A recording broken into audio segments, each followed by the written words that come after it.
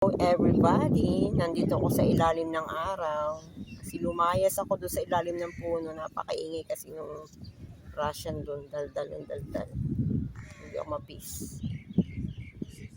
Ayan. Under the sun, magbilad muna tayo ng mga 5 minutes.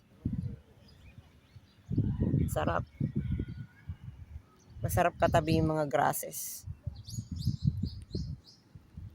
Ayan, may pasok kasi ako pang gabi.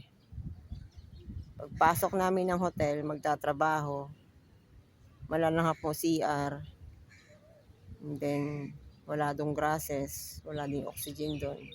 Nanti yung oxygen sa grass. Tapos, yung pinupuntahan kong park na ito, dumadaan pa ako sa tabing kalsada. May shortcut naman palang daan sa gitna. Iniisip ko na malayo, kaya minsan tinatamad ako pero ang lapit lang pala. Sarap! O, di ba? Pakita ko sa inyo yung damo.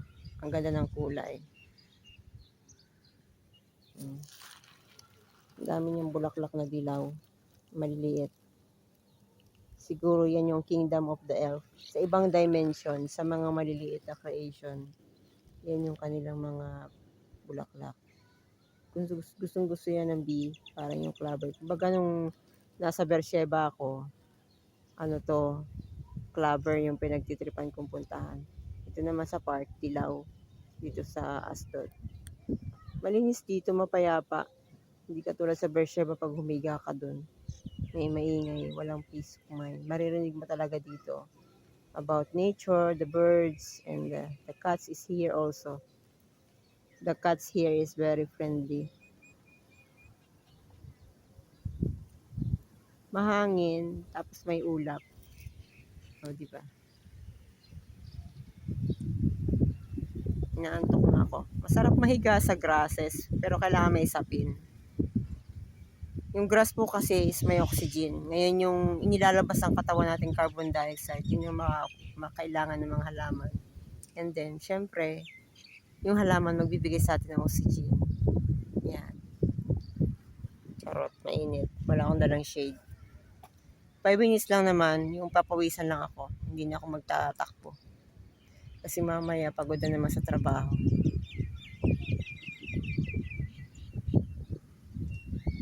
Ayan, may napulot akong damit. Yung isa tinapong ko na, pero yan lang nagustuhan ko. Stripe red, tsaka yung blue, maganda. Maganda yung damit. Pang lalaki. Pero pwede na rin yan sa babae. Long sleeve siya.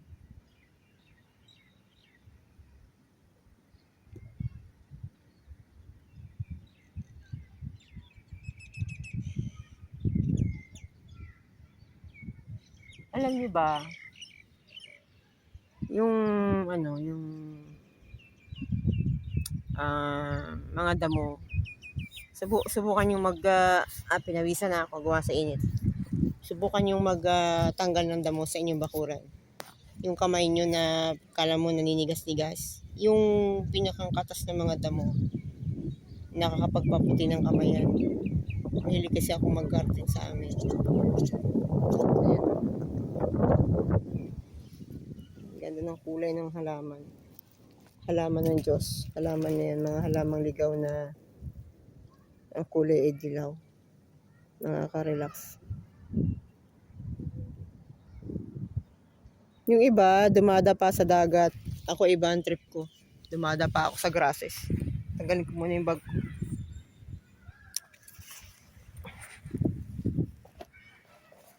Papaaraw lang ako ng likod.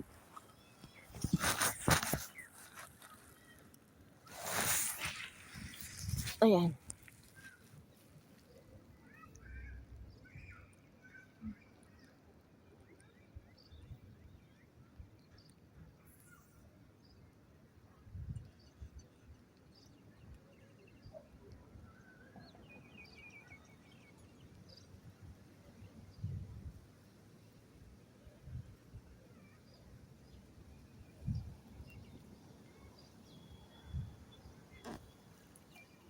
Heal the world, make it a better place for you and for me in the interhuman race.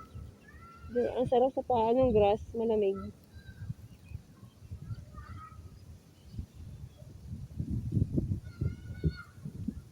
Yung sikat ang araw, hindi pa ganun kainit kasi hindi pa naman po summer. Nakakatulog ako, sarap ng hangin.